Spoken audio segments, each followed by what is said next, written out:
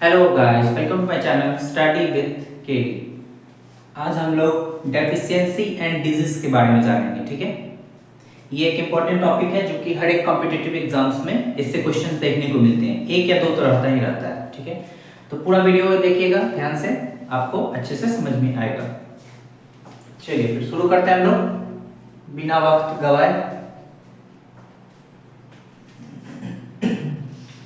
इसके दो तीन पार्ट्स आएंगे। ठीक है, तो पार्ट 1 है अभी, ये एक लेक्चर में खत्म नहीं होगा, थोड़ा लंबा टॉपिक है ये। ठीक है, तो इसका पार्ट 1 है, याद रखिएगा लोग। ठीक है, सबसे पहले तो हम लोग समझते हैं एक्चुअल में डिजीज होता क्या है। ठीक है, ये भी तो पता रहना चाहिए डिजीज होता क्या है एक्चुअली। ठीक है, चलिए देखिएगा यहाँ पे, ये क्या होता है, स्टेट होता है। ठीक है, state of illness or sickness that produce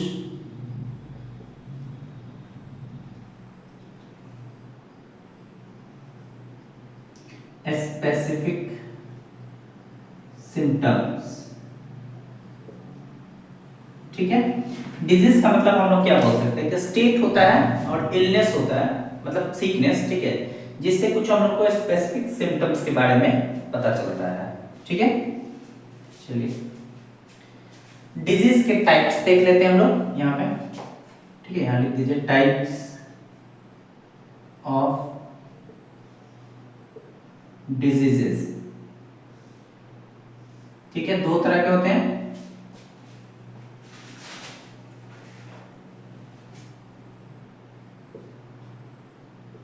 एक होते हैं इन्फेक्शियस और दूसरे होते हैं नॉन इन्फेक्शियस। ठीक है, चलिए ये समझ गए लोग। डिजीज एक्चुअल में बीमारी, इलनेस होता है जो कि कुछ सिम्टम्स दिखाता है। इसके दो टाइप्स होते हैं, एक पहला है और ये दूसरा है। यहाँ तक कोई डाउट नहीं? ठीक है, आगे बढ़ते हैं। इसका मतलब समझते हैं क्या होता है, मैं यहीं पे लिखते चल रहा हूं, आपको अच्छे से समझ में भी आए। ठीक है, इलनेस caused by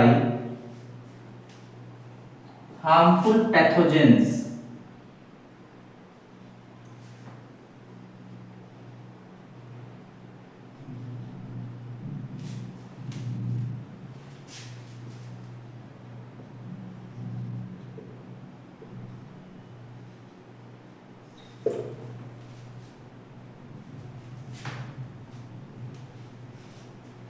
ठीक है, समझिएगा।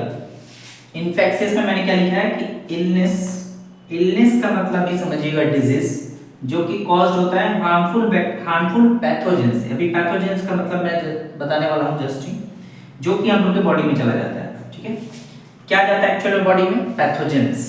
ठीक है, तो अब इसके बारे में हम लोग जानेंगे। ठीक है, ये वाला चीज, और ये तो नाम से ही लग रहा है, मतलब नॉन इन्फेक्शियस है, मतलब पैथोजेंस बॉडी के अंदर नहीं जाएंगे। ठीक है, इसको लिखते तो चलिए लोग साथ साथ।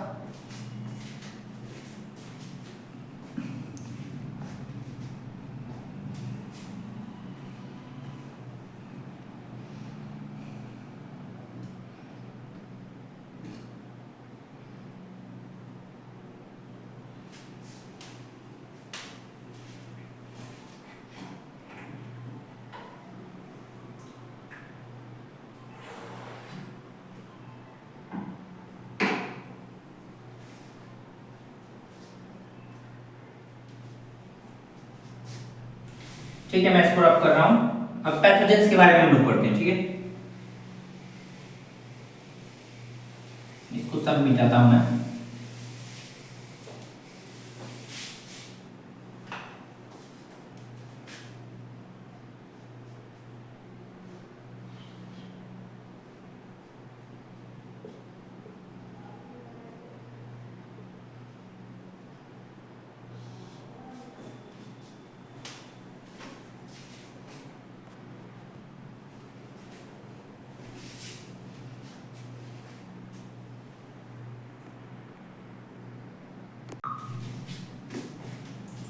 ठीक है, पैथोजेंस के बारे में हम लोग देखते हैं अच्छे से। देखिए ये एक्चुअल में होते क्या है, ऑर्गेनिज्म होते हैं, ठीक है। वेट कीजिएगा।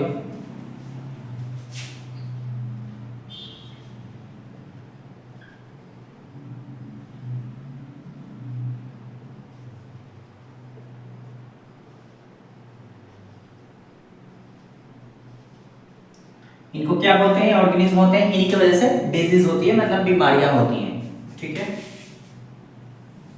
पैथोजेंस क्या क्या हो सकते हैं, बैक्टीरिया हो सकते हैं, ठीक है, फंगी भी हो सकते हैं,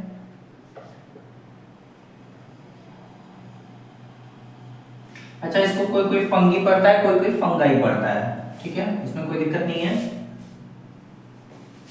वायरसेस भी हो सकते हैं और प्रोटोजोआ, ठीक है, ये भी हो सकते हैं। ये सब क्या है एक्चुअल में, ये सब पैथोजेंस है, ठीक है। चलिए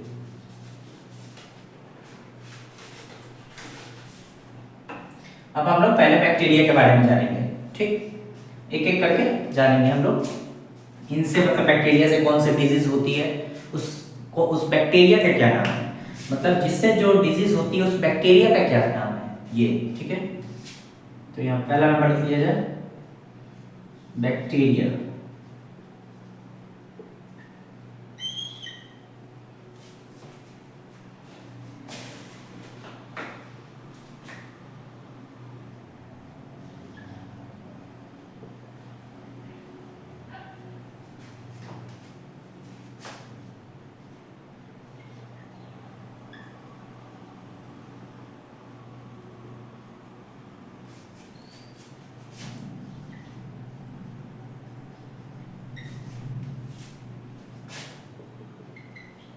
ठीक है, डिप्थीरिया जो बीमारी है वो बैक्टीरियल है, इतना तो आपको पता चल गया, मतलब बैक्टीरियल डिजीज है ये, लेकिन किस बैक्टीरिया से होता है, किस बैक्टीरिया का नाम है वो, साइनोबैक्टीरियम डिप्थेरियाई, ओके।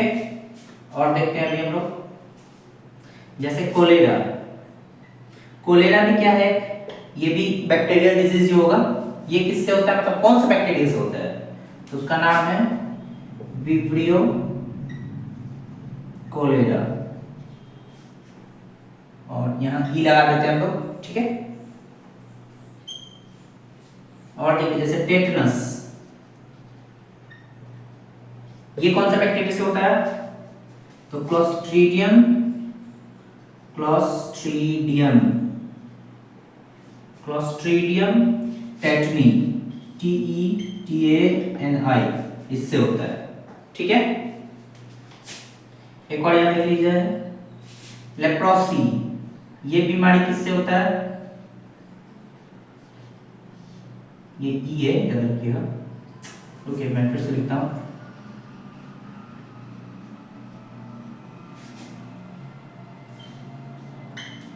लेप्रोसी किससे होता है, माइकोबैक्टीरियम,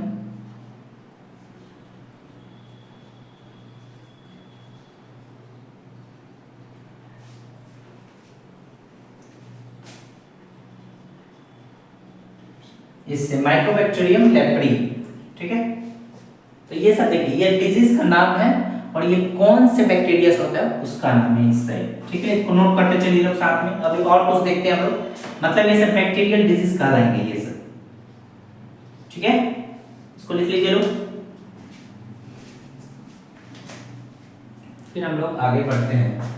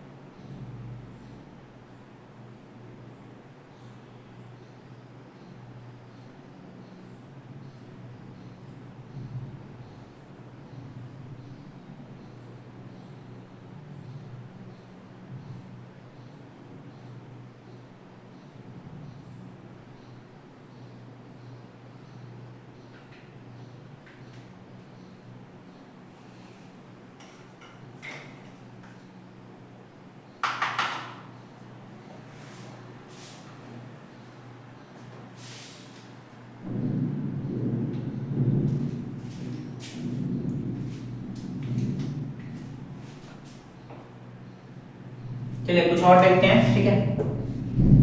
मैं ऊपर का रब कर रहा हूं, एक दो और देख लेते हैं। Bacterial disease,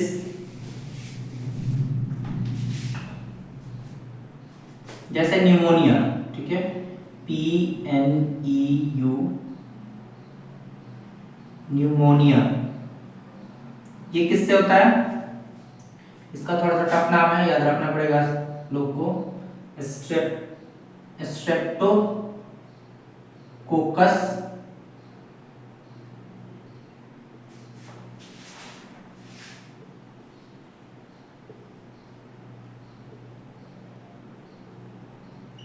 Streptococcus pneumoniae. तो देखिए याद नहीं रहे तो काम चल जाएगा, इसी से आप अंदाजा लगा लीजिएगा कि कौन सा बैक्टीरिया है। यहाँ पे न्यूमोनिया देखने को मिल रहा है और यहाँ भी, ठीक है। एक और है, एक इंपॉर्टेंट है, ठीक है, ट्यूलारमिया, ठीक है। ट्यूलारमिया जो है इसको हम लोग रैबिट फीवर बोलते हैं। क्या बोलते हैं इसको? रैबिट फीवर के इसको नाम से जाना जाता है। कौन सा बैक्टीरिया से होता है? मैं यहाँ पे लिख रहा हूं, फ्रांसिसेलिया, फ्रांसिसेला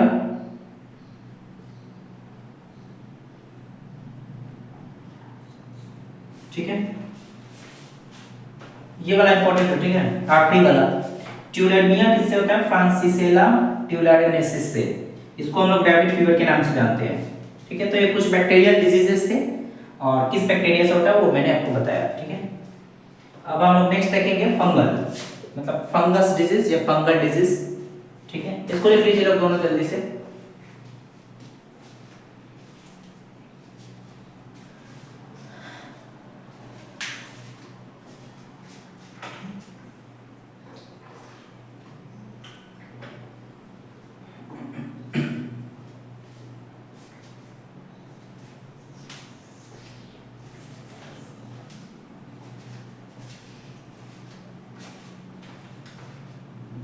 चलिए, आई होप आप लोग लिख लिए होंगे लोग, ठीक है। मैं इसको रब कर रहा हूं यहां से।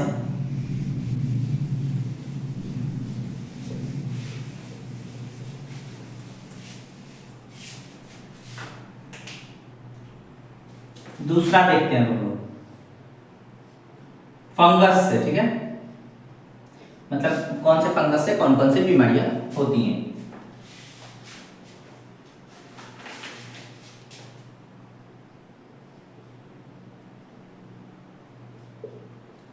जॉक इच, ठीक है,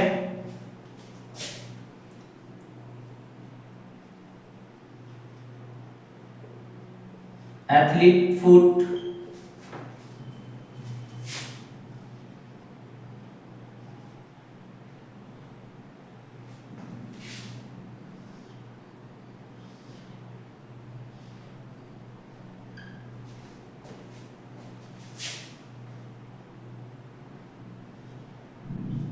समझिए ये तीन डिजीज है, याद रखिएगा। Jock itch, athlete foots, ringworm, इन तीनों को हम लोग एक साथ बोलते हैं टीनिया, ठीक है। याद रहेगा, आपसे क्वेश्चन में आ जाएगा कि बताइए टीनिया के अंदर कौन कौन सी डिजीज होती है।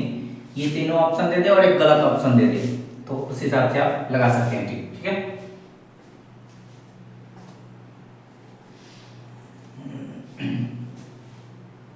एक और यहाँ नोट पॉइंट याद रखिएगा आप लोग,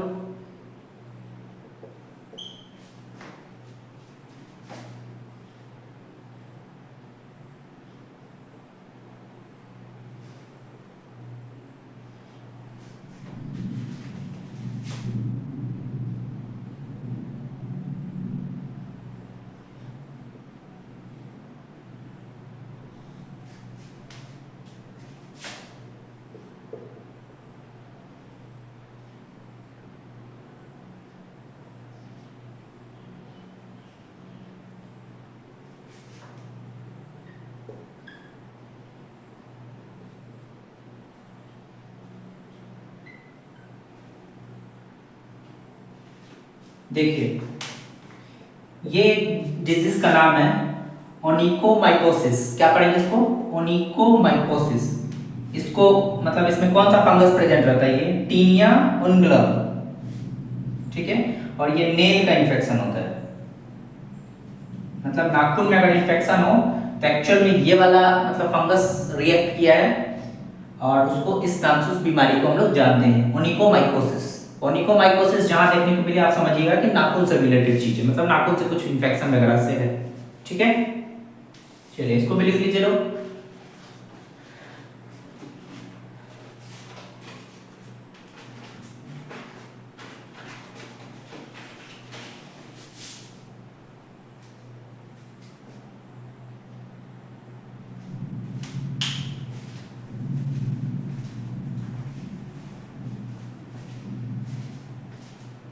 अब थर्ड देखते हैं हम लोग प्रोटोजोआ। ठीक है,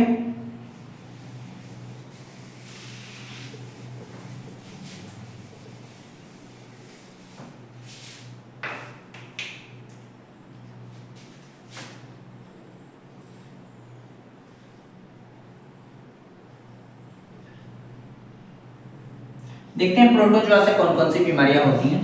ठीक है, जैसे डायरिया, स्पेलिंग ध्यान रखिएगा डायरिया का, मलेरिया,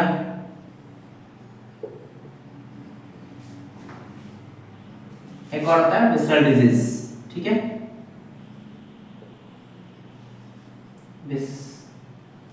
विसरल, सॉरी यहाँ गलती हो गया, VISCERAL।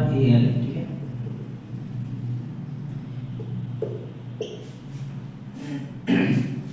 ये कौन सा प्रोटोजोआ से होता है, यहां मैं लिख रहा हूं गियार्डिया,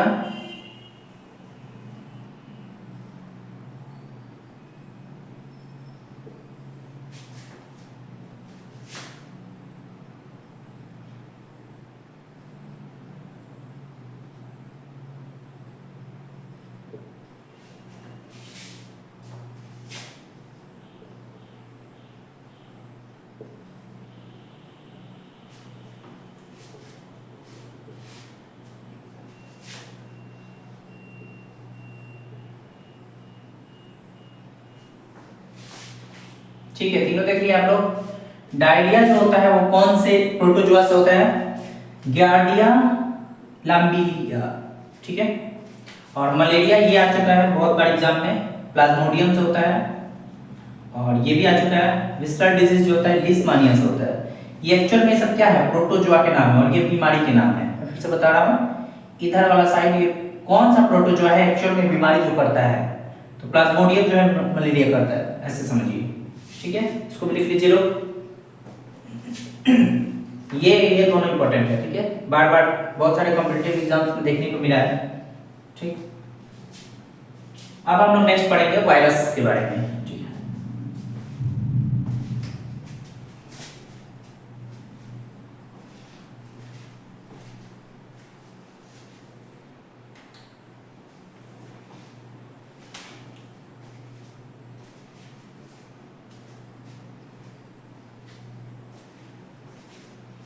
ठीक है, और अब करते हैं, लिखते चलिए लोग साथ साथ, ज्यादा लॉन्ग वीडियो भी नहीं इसका करना है क्योंकि बहुत सारे इसके पार्ट्स आने वाले हैं ना, इसलिए।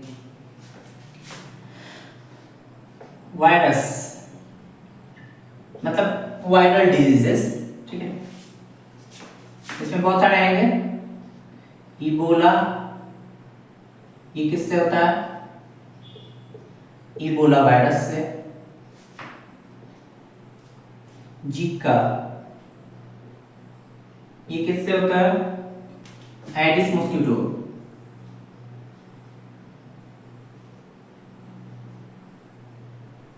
आगे चल के वीडियो में हम लोग इसके बारे में जानेंगे। ठीक है, जब इसका नेक्स्ट पार्ट आएगा तो इस सब के बारे में और डिटेल्स जानेंगे हम लोग। ठीक है, अभी आप लोग बस नाम याद रखिए। पोलियो, तो इसका तो इजी है, ऑब्वियस बात है, पोलियो वायरस। पोलियो वायरस है ना। कॉमन कोल्ड, कॉमन कोल्ड जो होता है वो किससे होता है, राइनो वायरस, मतलब सिंपल खांसी सर्दी है ना। खांसी सर्दी बुखार हल्का फुल्का होता है तो एक्चुअल में ये वायरस आपके ऊपर इफेक्ट किया है। ठीक है, मतलब आपकी बॉडी में गया है। मंकी पॉक्स,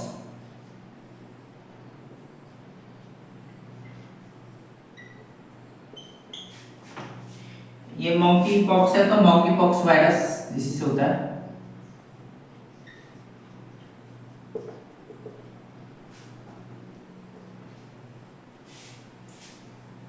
हेपेटाइटिस, ठीक है, इसके 3 होते हैं हेपेटाइटिस के, ठीक है, a hepatitis A, hepatitis B, hepatitis C. सबसे खतरनाक आई बी वाला रहता है, ठीक है।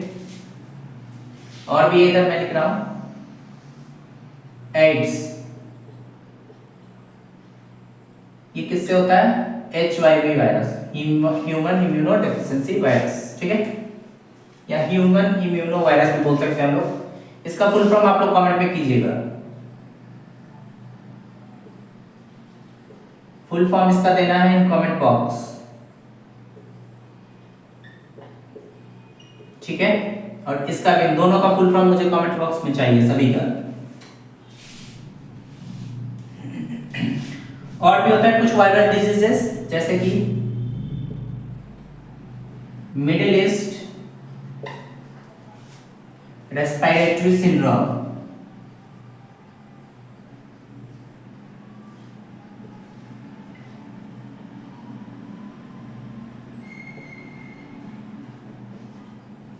शॉर्ट में हम लोग मॉर्स बोलते हैं, ठीक है।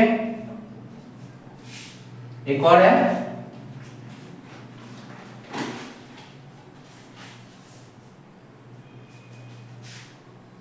सीवियर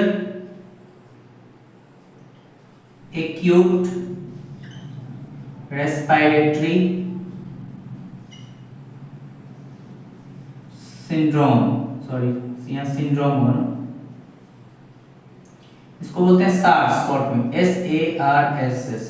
इसके बारे में आप लोग बहुत बार सुन चुके होंगे लोग, कोविड-19 के समय सार्स कोविड-19 लिखा रहता था, अगर आप ध्यान से पढ़े होंगे लोग तो एक्चुअल में वो वायरल था, मतलब कौन सा था? सार्स का था, सीवियर एक्यूट रेस्पिरेटरी सिंड्रोम, ठीक है। तो ये सब क्या है? वायरल डिजीजेस है, किस वायरस से होता है इधर उसका नाम है, ठीक है। इसको नोट डाउन कीजिए लोग आप लोग अच्छे से।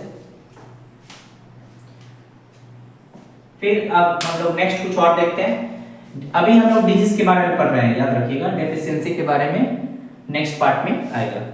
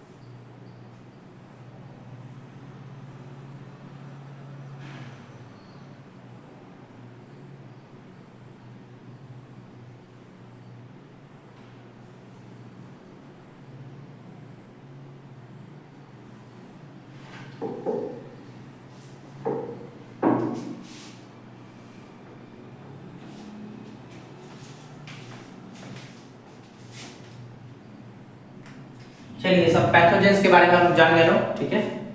अब हम लोग आगे कुछ और देखते हैं, इंपॉर्टेंट चीज, ठीक। इसको मैं रब कर रहा हूं।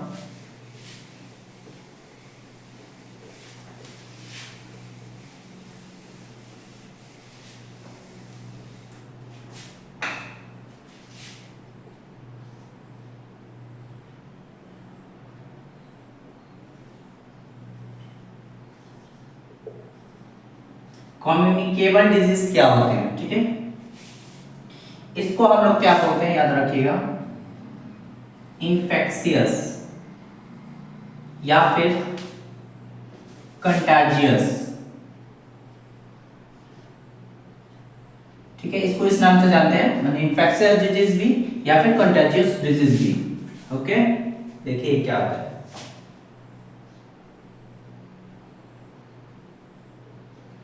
ट्रांसमिटेड फ्रॉम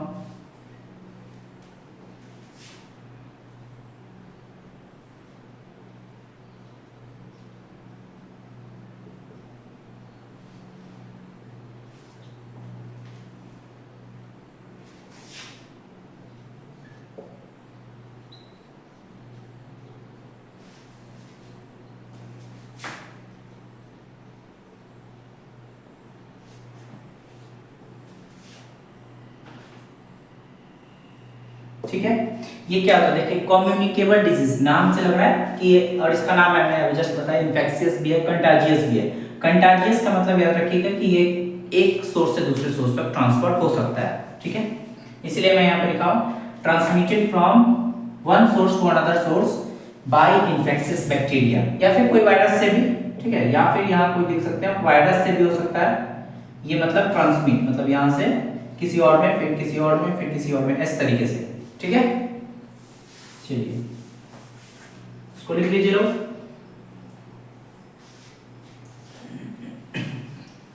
तो इसमें देखिए, इसमें बैक्टीरियल डिजीज के एग्जांपल्स आ सकते हैं, वायरल डिजीज के एग्जांपल्स आ सकते हैं। ठीक है, हम लोग को नॉन कम्युनिकेबल डिजीज के एग्जांपल्स याद रखने हैं, ज्यादा से उसी से क्वेश्चंस बनते हैं। ठीक है, इसको लिख लीजिए लोग बस।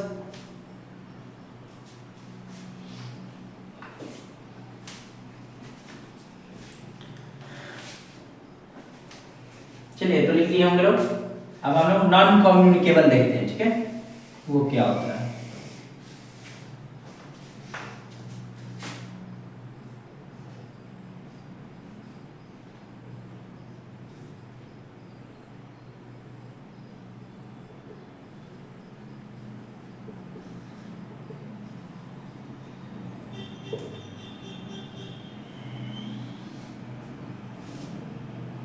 इसको हम लोग किस नाम से जानते हैं, और क्रोनिक डिजीज बोलते हैं, याद रहेगा।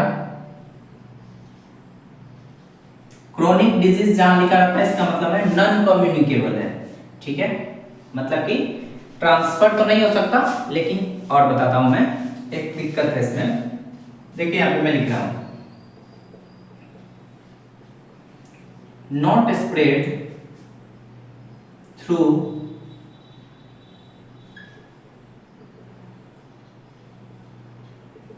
infection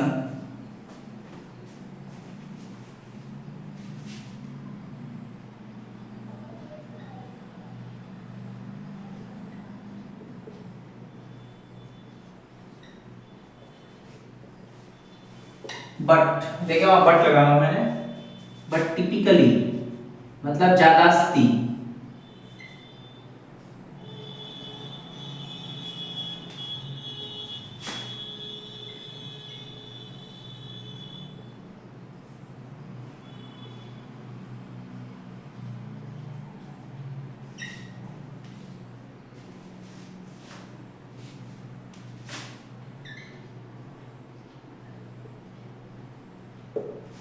देखिए ये बोल रहा है कि ठीक है, स्प्रेड तो नहीं हो सकता, मतलब इन्फेक्शन के तौर पे, या किसी एक बॉडी से दूसरे बॉडी में, या एक पीपल से दूसरे पीपल में नहीं जा सकता, लेकिन ये नॉन कम्युनिकेबल डिजीज आपको हो सकता है। फिर भी आप बोलिए कैसे, आपके अनहेल्दी बिहेवियर के कारण, अनहेल्दी बिहेवियर के कारण ये नॉन कम्युनिकेबल डिजीज हो सकता है। ठीक है, अब इसके एग्जांपल्स देखते हैं, तब आपको और अच्छे से क्लैरिफाई होगा ये बात।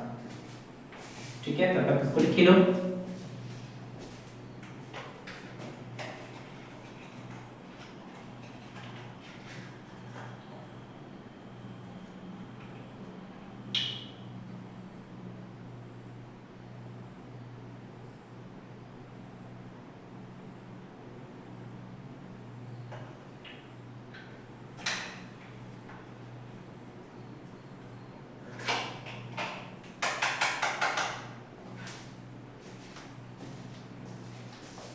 ठीक है, मैं एग्जांपल लिख रहा हूं।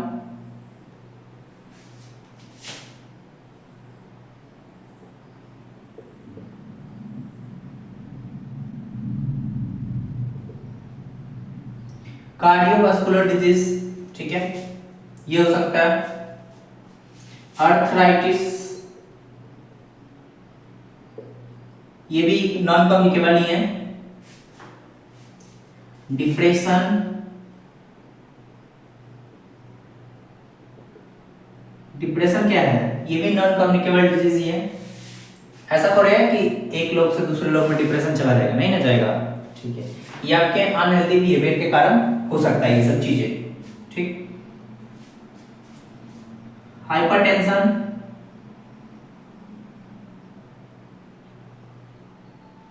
हाइपरटेंशन कब होता है, जब आपका बीपी बहुत ज्यादा हाई हो जाए, ठीक है।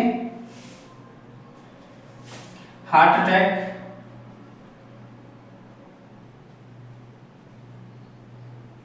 मतलब कि कार्डियक अरेस्ट,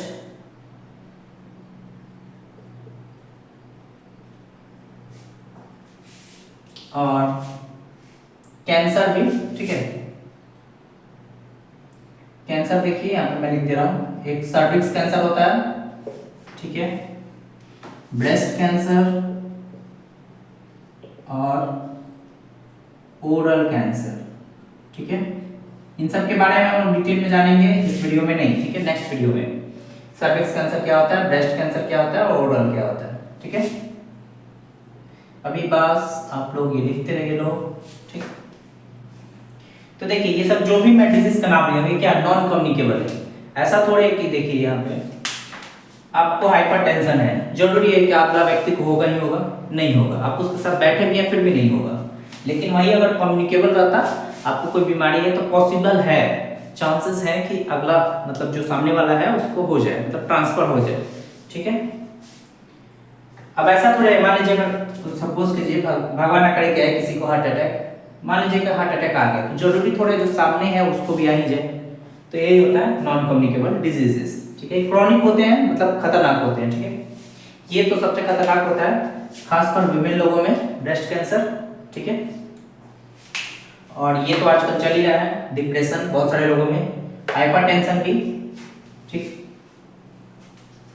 चलिए आगे देखते हैं और हम लोग कुछ इंपॉर्टेंट चीजें, इसको लिख लीजिए लोग।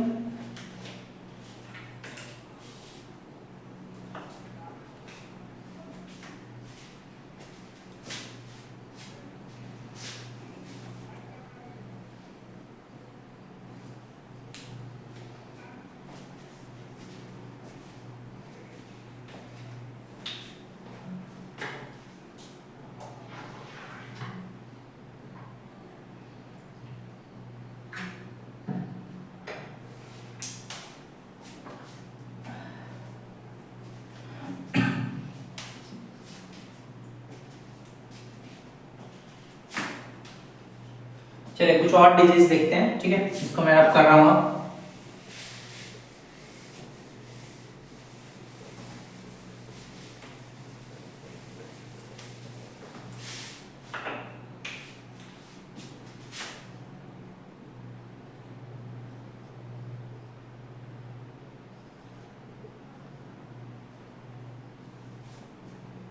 एयरबॉर्न डिजीजेस, एयरबॉर्न डिजीज का मतलब क्या है कि एयर का जो ड्रॉपलेट्स रहता है उससे कोई डिजीज ट्रांसफर हो जाए, उसी को एयरबॉर्न डिजीज बोलते हैं, ठीक है।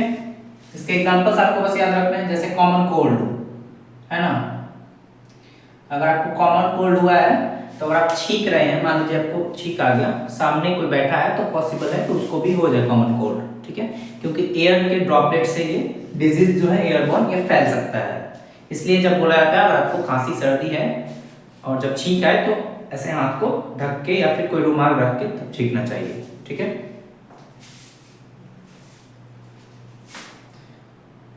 चिकन पॉक्स ये भी है, ठीक है, अगर एक लोग को चिकन पॉक्स निकला तो वो फैल सकता है, ठीक है, एयर के थ्रू ही, याद रखिएगा।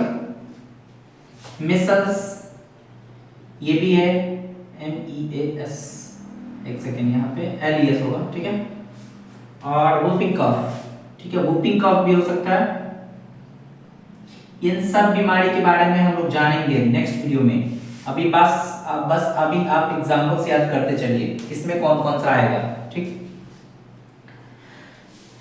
ठीक है, यहाँ एयरबॉर्न है तो इधर वाटरबॉर्न मैं लिख दे रहा हूँ, ठीक है। दोनों साथ रहेगा तो याद करने में ज़्यादा इजी होगा।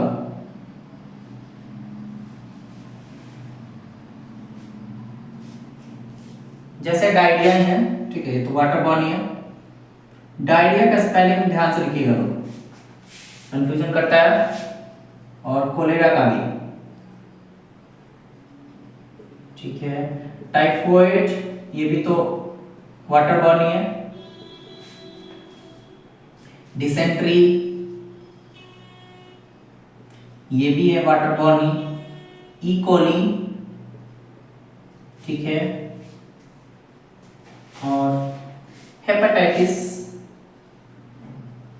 हेपेटाइटिस ए, याद रखिएगा मैंने ए लिखा है, इसके 3 होते हैं ना, बी ए बी सी, तो बी सी मैं नहीं लिखा हूं, ठीक है, क्योंकि हेपेटाइटिस ए ही है जो वाटर बॉर्न है, ठीक, याद रखिएगा। तो देखिए एयरबॉर्न क्या होता है, सपोज कर लीजिए यहाँ पे कोई व्यक्ति है और यहाँ पे कोई व्यक्ति है, ठीक, यहाँ पे वाटर, अगर ये छींका मतलब, ठीक है, तो यहाँ पे वाटर में, एयर में क्या हुआ, इसके ड्रॉपलेट्स मिल गए और एयर ट्रेवल करके इसके अंदर चला गया, तब इसको भी वो बीमारी हो चुका है ऑलरेडी, ठीक है। फिर अगर ये भी कहीं छींकता है तो ऐसे एयर ड्रॉपलेट्स में मिल जाएंगे जो छींक से निकलता है हम लोग को, ठीक है। फिर ये तीसरे में चला जाएगा और ऐसे ही फैलता रहेगा, ठीक। और ये तो है कि आप वाटर से रिलेटेड चीजें हैं, पानी में अगर कुछ दिक्कत है तो ये सब बीमारी हो सकती है। खासकर ये हो जाता है हम लोगों में टाइफॉइड, है ना। तो आपसे देखिए क्वेश्चन पूछ सकता है घुमा के भी कि बताइए इसमें से, मतलब ये सपोज कीजिए कि 3 एग्जांपल ये दे दिया और ये दे दिया, पूछेगा कि बताइए इसमें से एयरबॉर्न डिजीज कौन है, या पूछ देगा कि इसमें से वाटरबॉर्न डिजीज कौन नहीं है। इस तरीके से भी क्वेश्चंस बन सकते हैं, ठीक है। चलिए इसको हम मिटा देता हूं, ये तो समझाने के लिए था, ठीक है। इसको लिख लो,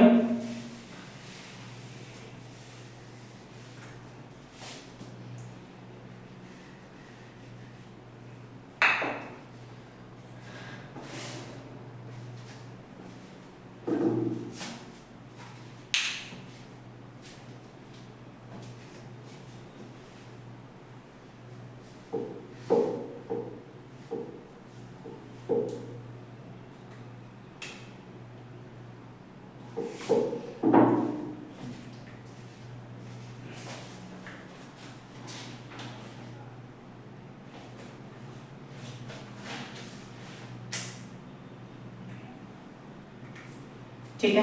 आप लोग के लिख लिए होंगे लोग, मैं इसको रब कर रहा हूँ। कुछ और चीजें देखते हैं, इंपॉर्टेंट चीज हम लोग अभी आज के इस वीडियो में। और अगर वीडियो पसंद आ रहा हो तो एक लाइक करना ना भूलें, ठीक है।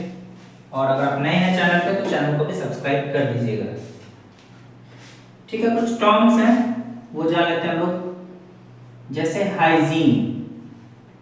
हाइजीन का एक्चुअल में मीनिंग क्या होता है, ठीक है। देखिए ये WHO के अनुसार, WHO मतलब world health organisation, world health organisation के अनुसार, ठीक है, हाइजीन का जो मीनिंग होता है मैं यहाँ पे लिख रहा हूँ, ठीक है। Conditions and practices that helps to maintain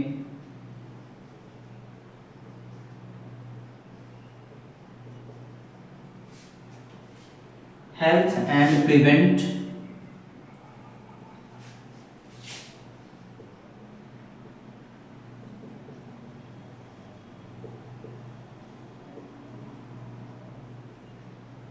ठीक है। देखिए WHO के अनुसार हाइजीन को मतलब वो लोग डिफाइन किए हैं लोग कि ऐसा कंडीशन, ऐसा प्रैक्टिसेस है जिससे क्या होता है, कोई भी इंसान अपना हेल्थ को मेंटेन कर सकता है और बीमारियों को फैलने से बचा सकता है, उसी को हाइजीन बोलते हैं, ठीक है। इसके बारे में कुछ स्ट्रेटेजी के जान लीजिए लोग WHO के बारे में। इसका हेडक्वार्टर जो है वो कहाँ है, तो ये लोग जिनेवा, ठीक है, याद रहेगा कहाँ पे है, जिनेवा में है, जो कि है कंट्री स्विट्जरलैंड। और ये कब फाउंड हुआ था, तो कितना डेट है, फाउंडेशन डेट 7 अप्रैल, है ना,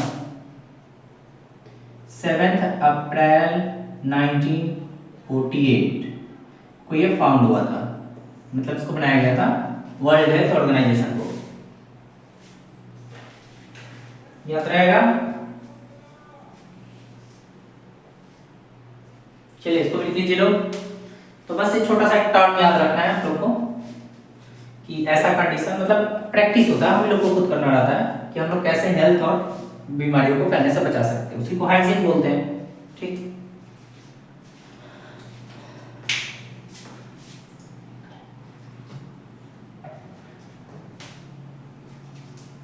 चलिए तो लिख लिए होंगे लोग, कोई बड़ा चीज नहीं है। थोड़ा और आगे बढ़ते हैं हम लोग।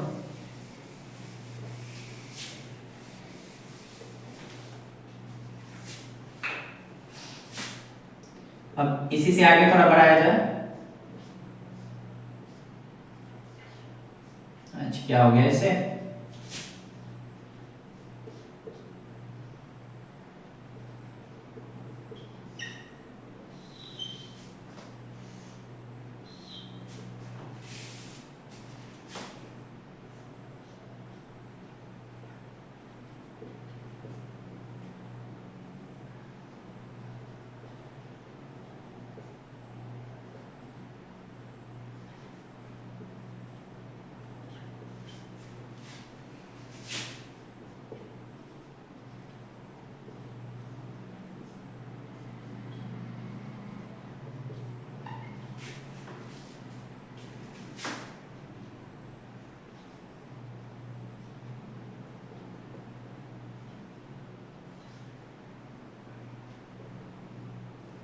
एक सेकेंड में लिख के सब समझा रहा हूँ, ठीक है?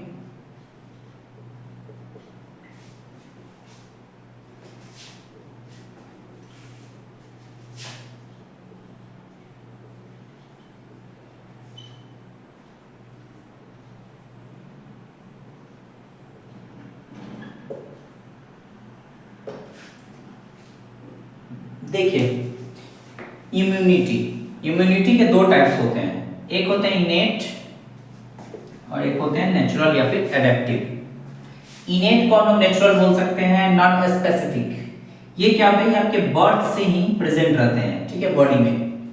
मतलब ऐसा इम्यूनिटी जो किसी किसी को बर्थ से ही प्रेजेंट रहता है। एक्वायर्ड ये समय के साथ आता है हम लोग में, ठीक है? बस छोटा सा डिफरेंस याद रखना है, याद रहेगा? ठीक है, इसको लिख लीजिए लोग।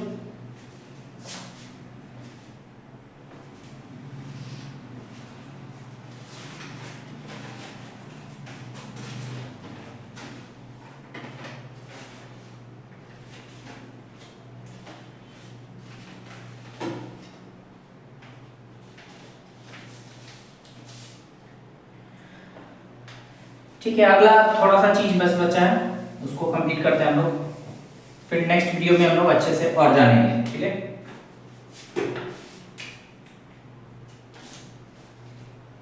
जैसे कुछ नोट पॉइंट है, ठीक है? एंटीबायोटिक्स ये क्या होता है, ठीक है?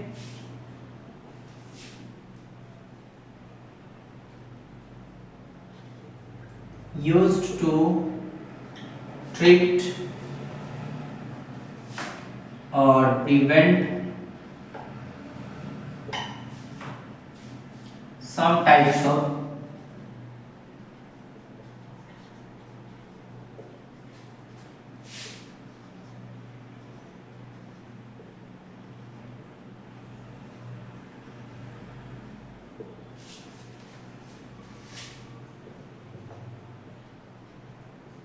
देखिए एंटीबायोटिक्स यूज कर सकते हैं आप बचने के लिए, बस बैक्टीरियल डिजीज से ही, याद रखिएगा। वायरल डिजीज के लिए काम नहीं करता है, ठीक है? किसको लिखे लो, एक सेकंड नहीं डालता हूँ थोड़ा।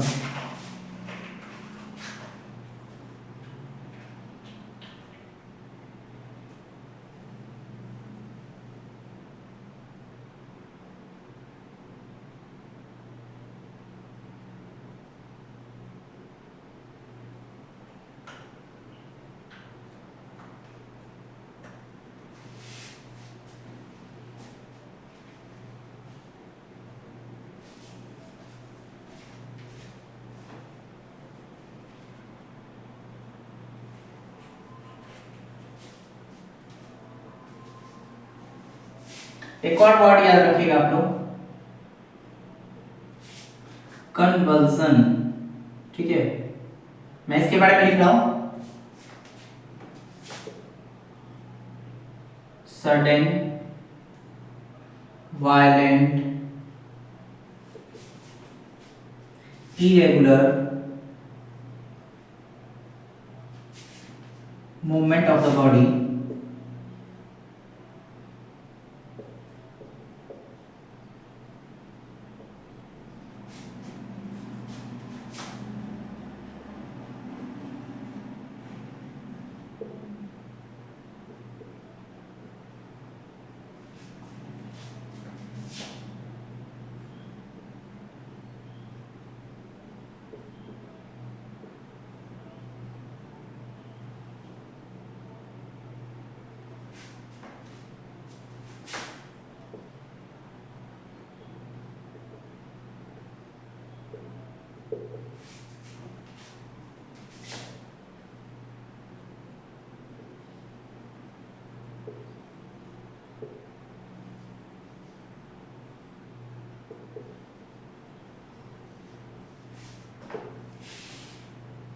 ठीक है। देखिए कन्वर्जन मतलब क्या होता है, अचानक से मतलब वायलेंट तरीका से इरेगुलर मूवमेंट होने लगता है बॉडी का इनवॉलेंट्री कंट्रैक्शन के साथ। इनवॉलेंट्री कंट्रैक्शन, मसल का अपने आप ऐसे कुछ मुड़ना, ऐसे कुछ समझिए, ठीक है।